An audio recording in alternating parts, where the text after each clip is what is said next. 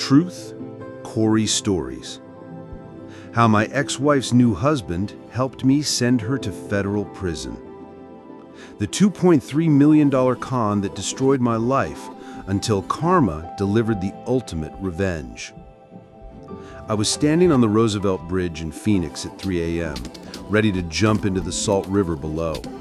My ex-wife and her brother had just stolen $2.3 million from me, every penny I saved since I aged out of foster care at 18. But here's the twist that'll make you believe in cosmic justice. The stranger who pulled me back from that ledge, he's now married to the woman who pushed me there. And together, we orchestrated the most satisfying takedown you'll ever hear. My name's Marcus Thompson, and this is the story of how I went from homeless orphan to successful business owner, lost everything to the woman I loved, and then got it all back with interest. Buckle up. This gets wild. Let me paint you a picture of rock bottom. Parents died in a house fire when I was 9. Phoenix Child Services placed me with my aunt in Tempe. But her boyfriend? Let's just say he believed in discipline with a belt and fists. I ran at 14, bounced between youth shelters in downtown Phoenix, sleeping behind the Circle K on Van Buren when they were full. By 19, I was working HVAC installation in 115-degree Phoenix summers. You haven't lived until you've crawled through an attic in August in Arizona with insulation sticking to your sweat-soaked skin for $12 an hour. But I saved every damn penny. No friends, no parties, no life. Just work, save, survive, repeat.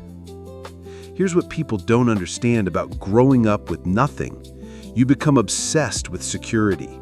Every dollar was proof I'd never be homeless again. By 30, I'd saved enough to start Desert Crown HVAC services. Within 5 years, I had 12 trucks, 23 employees, and more work than I could handle. I was pulling in $850,000 a year, living in a decent house in Scottsdale. But I was lonely as hell. That's when I met Ashley. She ran the high-end salon above my office, this bougie place called Glamour Suite.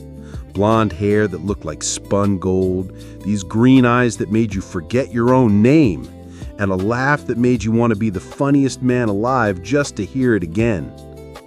"You've been hiding under all that scruff," she said the first time she cut my hair, running her fingers through it.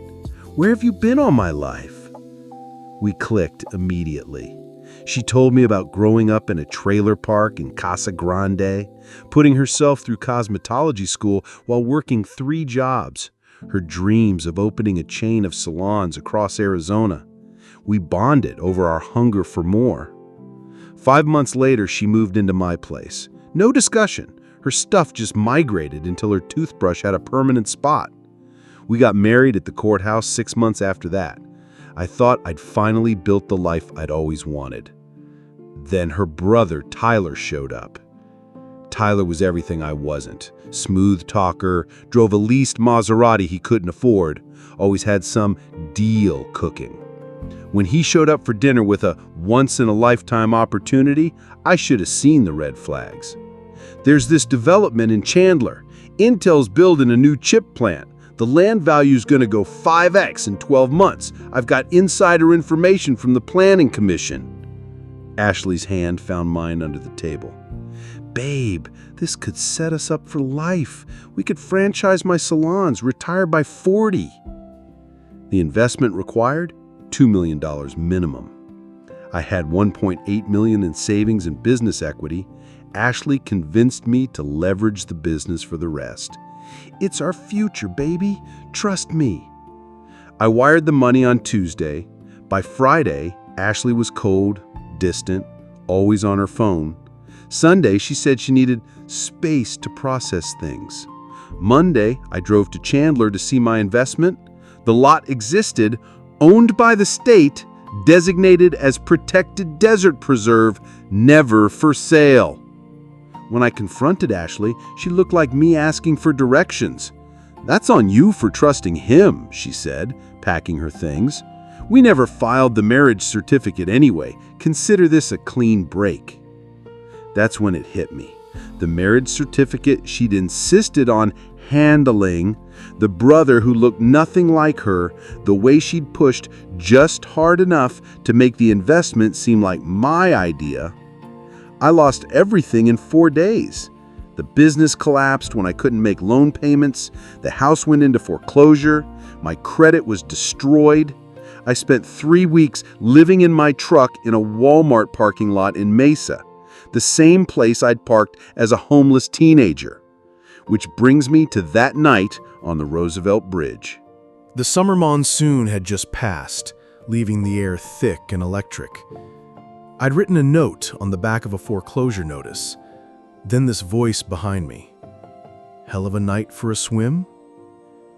The man was maybe 55, wearing an expensive suit despite the humidity, salt and pepper hair, kind eyes, holding 2 cups of coffee from the 24-hour QT. "Wasn't planning on coffee," I told him. "Neither was I, but my pregnant wife wanted those taquitos. Figured you might want to talk first." We sat in his Range Rover for 4 hours. I told him everything: the foster homes, the business, Ashley, the scam. He listened without judgment. "You know what the best revenge is?" he asked. "Success. They want you broken. Don't give them that satisfaction." His name was Richard Chen, owned a chain of dry cleaners across the valley. He offered me a job at his flagship location in Paradise Valley. Said I could learn the business, start over. "I believe in second chances," he said. "Someone gave me one once." I took the job. Spent 5 years learning every aspect of dry cleaning, living in a studio in Maryvale, rebuilding my credit. When Richard decided to retire from day-to-day operations, he offered to sell me the Paradise Valley location with owner financing. The day I reopened as Elite Garment Care, my first customer walked in, and my blood turned to ice. Ashley. Still gorgeous, now dripping in designer labels, carrying a $15,000 Chanel coat. "Oh my God, Marcus," she laughed, that same laugh that used to own me. "You're cleaning clothes now? Wow, how the mighty have fallen." She tossed the coat on the counter. "Don't screw this up. It costs more than you make in a year." I smiled, took her ticket, said nothing. Then the door chimed. Richard walked in. "Honey, did you drop off my—" "Marcus!" The look on Ashley's face was priceless. She went white, red, then white again. "You two know each other?" Richard asked, genuinely confused. That's when I realized the universe has a sick sense of humor. That evening, Richard came back alone. "We need to talk." I told him everything. Ashley was my ex. She'd scammed me with her boyfriend posing as her brother. Richard's face went through about 20 emotions before landing on rage. She told me her ex was abusive, said her brother, Tyler, is a real estate genius. They've been pushing me to invest in some resort development in Sedona, $5 million. Let me guess. Amazing opportunity? Insider information? We compared notes.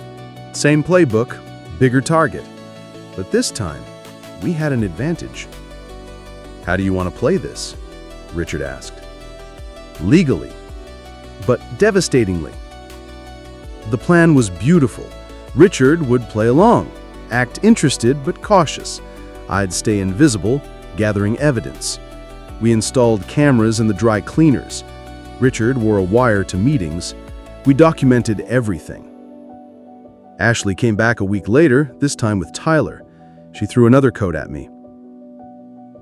"Try not to ruin this like you ruined your little AC business." Tyler smirked. Some people just aren't meant for success. I smiled, tagged the coat, said nothing. The cameras caught everything. The sting down went 3 weeks later. Richard had agreed to invest and invited them to his attorney's office to sign papers. The attorney was actually Detective Rodriguez from Phoenix PD's white-collar crime unit. The conference room was wired. 14 other victims were watching from another room. Ashley and Tyler walked in confident. They walked out in handcuffs. During the arrest, Ashley saw me standing next to Richard. "You set me up." "No, you set yourself up. I just made sure you faced consequences." The trial was delicious. 23 counts of fraud, conspiracy, money laundering. The prosecution had recordings of them laughing about their victims, calling them marks and suckers. Ashley got 12 years federal, Tyler got 18. They had to pay restitution to all victims. I got back $1.4 million of my losses. But here's the real revenge. Richard and I became business partners. We expanded to 15 locations across Arizona and Nevada. I married Richard's sister, Emma, a pediatric cardiac surgeon who actually knows how to love someone. We have 3 kids who'll never know what it's like to wonder where their next meal comes from. Ashley gets out in 8 years with good behavior. Tyler's got another decade. Sometimes I drive past the federal prison in Tucson, not to gloat, but to remind myself, the best revenge isn't just living well. It's making sure the people who tried to destroy you watch your success from behind bars. Last week, someone asked if I forgive Ashley. I laughed. Forgive? No. Thank? Absolutely. She taught me that when someone shows you who they are, believe them. And when karma offers you a front row seat to their downfall, you take it. My name's Marcus Thompson. I own a business empire, have a beautiful family, and the woman who tried to destroy me is doing 12 years in federal prison. Some nights I still can't believe it's real. But every morning when I wake up in my Scottsdale mansion, kiss my wife goodbye, and drive past that bridge where I almost ended it all, I remember, success really is the best revenge, especially when it comes with a side of federal prosecution. Thank you for watching. If you liked this video, please consider liking and subscribing. Think again.